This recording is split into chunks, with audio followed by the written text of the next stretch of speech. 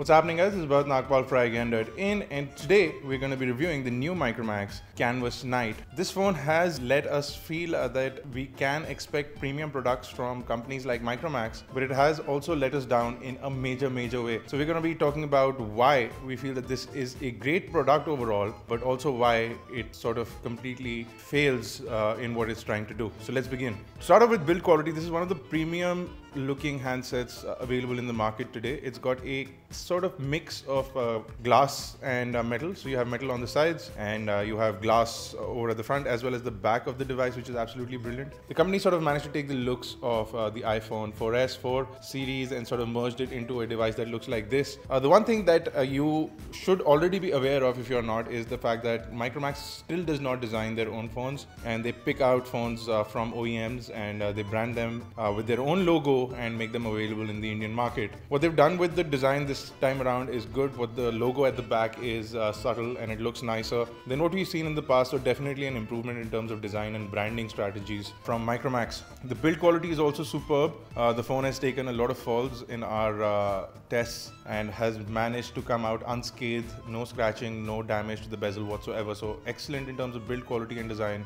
So props to whoever designed this and props to Micromax for keeping the branding subtle. It could have been a lot better, but they've managed to do a good job, and it's a far cry from what they have done in the past. So that's definitely a good point. Another good point is that on paper, this device has excellent specifications. So you have the new MediaTek 6592T chipset. You have 8 cores or an octa-core chipset, which runs at 2 GHz on all 8 cores. You also have the Mali 450 MP4 GPU, which is fantastic. It's a great GPU. You have 2 GB of RAM on the inside as well as 32 GB of storage. You have a 16 megapixel camera at the back, which sounds great. And on the front, an 8 megapixel camera, which also sounds fantastic. Both these cameras are capable of 1080p Full HD video capture, which is also fantastic. On the inside, you have a 2330 milliamp hour battery, and overall, the device can accept 2 SIM cards, and both of these SIM cards can remain active or functional while they're in your device. So in terms of all of these things, phone sounds good on paper at least. In terms of the hardware inside the device and in terms of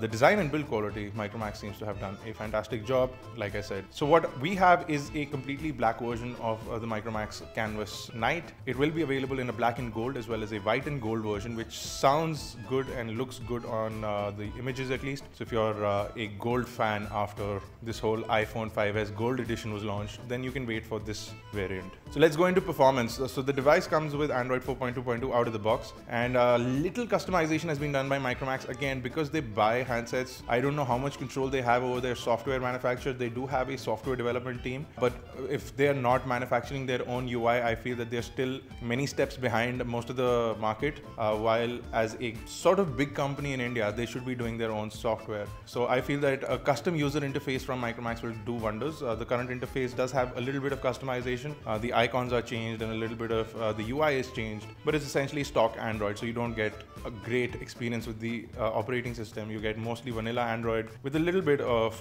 theming done by Micromax. You do get some preloaded applications that are mostly useless, either paid applications that need to be downloaded further or just preloaders for previews. So some collaborations that Micromax may have. It's not very easy getting rid of these apps that are on the device, but you can get rid of them if you go through some of the steps that are required to get rid of these applications. So at least you can get rid of some of the bloatware that comes on the device. What is great about this device is that it is easily rootable, so you can root this device. If somebody develops a ROM for it, you'll be able to install custom ROMs on this as well. In terms of day-to-day performance, the phone is fast, very responsive, almost zero lagging in terms of the operating system performing to its capabilities. The browser is good. Installing Chrome makes the experience a lot better. You also, of course, have a lot of other browsers that you can download and use as per your preference because of the Google Play Store and the library of applications that's available there. Now coming down to gaming. Gaming is pretty good on this device. The device is capable of handling all sorts of games we threw at it. It also has the ability to play high-end games. So overall, the device has the capability of doing mostly anything and everything that you can throw at this. But there is one major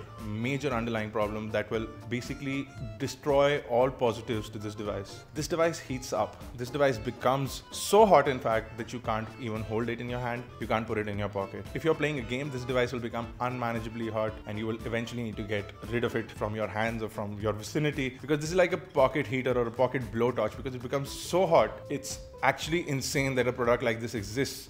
We were quite afraid that one of these might actually just like break the glass or blow up or something like that, because they become really hot. So we got the one that got really hot exchanged. So we had 3 units that we were testing. One of them would get really hot, so we exchanged that one and got a replacement which still gets hot, not as hot as the first one, but it still gets hot. So this is the problem here. They have a overclocked chipset with software that has not been tuned to work on this chipset. So there is some sort of leakage of software or RAM or something happening somewhere that causes a process to get stuck in the background and reloop and play again. What this does is it heats up the chipset to the point where it's running constantly, and then there is a major battery drain. So the processor is continuously performing this task that gets stuck in the background, and your battery goes down, and basically that's the end of the device. Now, once you reboot the device, once you turned it off and turned it on, this will stop and the battery life consumption will become normal. But the fact is that the software is essentially not designed to handle this device, and they've not managed to tweak it up to the point where they can fix the overheating issue. This is something that is a major disappointment for us, because we were quite happy with the design and build quality of the device, and we were also pretty happy with the overall hardware on paper. But if the performance of the hardware is like this, then it's essentially a total loss altogether. Now, it scored pretty well on benchmarks. You've seen that video. If you haven't, you can go and find it on YouTube. It did a fantastic job of benchmarks, so you get pretty high scores, and that's thanks to mostly the MediaTek 6592T chipset, which is an overclocked 2 GHz on 8 cores chipset. So it's a good performance capable chipset, but somehow in this device it doesn't seem to do justice. Let's move on and talk about the display and camera. So the display is fantastic. We have a 5-inch 1920 by 1080p display. It is an LCD display with great viewing angles. The brightness is also pretty good. It's not the best that we've seen. It's pretty good, and outdoor visibility is great as well. So display is fantastic. You have 10-point multi-touch on the display, so touchscreen capability, and the overall front glass is Gorilla Glass. So in terms of viewing content, if you're consuming videos or watching movies or playing games, the display is fantastic and you won't have any complaints with that. If you talk about the camera, we have a 16 megapixel sensor that makes you capture really large images that you can zoom into and you can edit. The problem is that basic images come out really washed out. When you click an image, if you click an image of a subject, it turns out to be not what it's supposed to be. We've seen better sensors from Micromax in the past, like the Micromax Canvas 4 had a pretty good camera. The Canvas Turbo had a pretty good camera. This guy just does not have a good camera. It seems that in the process of putting in more megapixels into the sensor, they've removed the underlying need for a camera. So the camera does not do a good job of color correction. The images are undersaturated. They are overexposed, and basically the white balance is all over the place. So images are not good. Video is still better than what the image quality is. Video is 1920 by 1080p. Colors are much better, and the exposure control is also much more in check, but it's still not as good as we'd expect from a 16 megapixel sensor from a chipset that is so powerful. We've tried third-party applications that seem to do a better job of imaging, but it seems that the hardware itself is not that good in quality. That definitely leads to a bad overall experience. We feel that the hardware itself is not good, so that possibly leads to a bad overall experience with the photography. The front camera itself also is an 8 megapixel camera, but it seems that it's a very tiny sensor. So again, images quality is not that good, color correction, everything is the same as the 16 megapixel camera, but then it's an 8 megapixel and it's a front-facing camera. Battery life when the device is not heating up is pretty fantastic. You get a full day's use from the 2350 milliamp hour battery, and I was sort of surprised that they put such a small battery in an 8-core chipset-based device, but it does a job of a regular smartphone, so you get a day's use if the device is not heating up. If the device is heating up, then you basically get as much time as it takes for the device to drain out once it's all hot. So no real time on how long it takes to drain, but it does it really fast and you'd notice it. Phone call capability is pretty good. You have 2 active SIM cards in the phone at the same time. You can make phone calls over 3G, and it's a globally unlocked phone, so that's good. If you're traveling, you get 1 3G card and you get 1 2G card. You can turn off data on either of these. We did not face any network issues with the device, so that's a good thing to have a great phone in the phone that you're using. And you also have the ability to cancel noise. So the phone also does noise cancellation. So if you're making phone calls, quality of incoming audio as well as outgoing audio is pretty good. So no complaints with the phone call capability. Is strong and robust, so that's a good thing. You get about 5.5 hours of talk time if you're not facing overheating issues. You also get a good standby of about 72 hours if the device is again not overheating while it's chilling in standby mode. So the device, the concept of the device is pretty good. The design of the device is pretty good. 2 things that need to be mentioned: A, the company needs to start making their own products and also start designing their own software.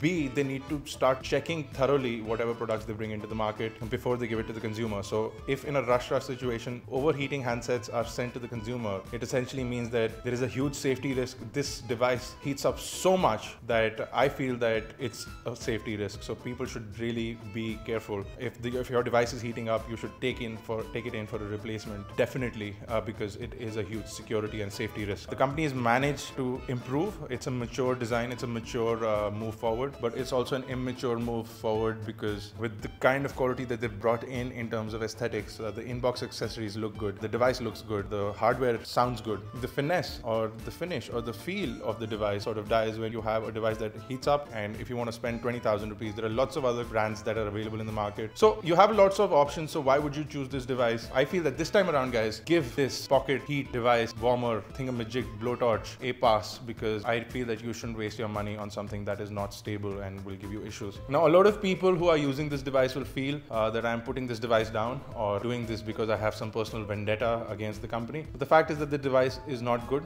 We've tested several devices. We've personally tested 3 devices, and a lot of our friends have tested many other devices and they're not happy with the overall product. If somebody is using a phone and their phone works great, that's fantastic, absolutely brilliant, because if your phone works great and you don't have any overheating issues, then you're in a good place, right? But if your phone does have overheating issues, I think you should accept that fact and take that device in for a replacement, because you deserve what you pay for. So until I see you next time, guys, do check out my full written review of the new Micromax Canvas Night A350 on iGyaan.in. Catch us on Facebook, Twitter, Google+. Make sure you subscribe to us on YouTube for all our latest updates, and I'll see you next time, guys. This is me, Bharat Nagpal. Thank you guys for watching.